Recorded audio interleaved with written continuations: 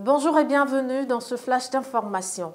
Conflit en Ukraine, un institut détecte des composants occidentaux dans les drones iraniens.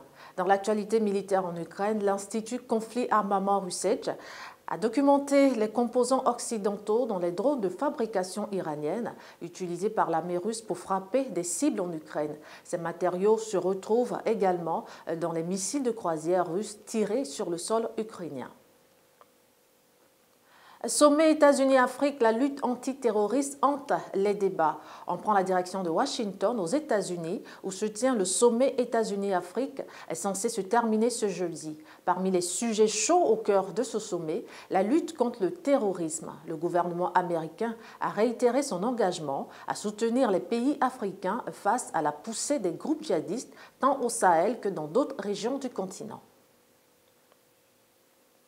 Crise humanitaire, l'UA et OCHA lancent un appel de fonds estimé à 51,5 milliards de dollars pour l'Afrique en 2023. Ce sont environ 145 millions de personnes en Afrique sur 339 millions à travers le monde qui auront besoin d'une assistance alimentaire d'urgence en 2023. L'alerte a été donnée à Addis Abeba à l'issue d'une rencontre stratégique réunissant des experts de l'Union africaine et du Bureau des Nations Unies pour la coordination des opérations humanitaires.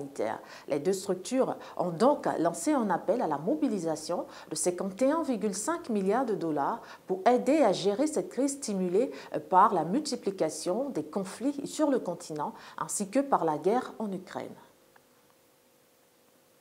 Au Mali, la mère accoucheuse des nonuples regagne Bamako. Son histoire avait alimenté les colonnes des faits divers l'an dernier. Un an après son accouchement au Maroc, la Malienne de 25 ans, mère de 9 enfants, a regagné Bamako ce mardi. Elle a été accueillie à sa descente d'avion par la ministre malienne de la Santé. France mondiale 2022, liesse totale après la victoire des Bleus. Quelques débordements et un décès. Comme on pouvait s'y attendre, la qualification des Bleus pour la finale du mondial hier face au Maroc a été célébrée dans toute la France et au-delà. Des milliers de supporters ont pris d'assaut les rues des villes pour manifester, célébrer cette victoire. Des manifestations qui malheureusement ont créé des débordements occasionnant la mort d'un adolescent à Montpellier. Merci à vous d'avoir suivi ce flash d'information. Nous vous donnons rendez-vous dans les prochaines heures pour le journal télévisé.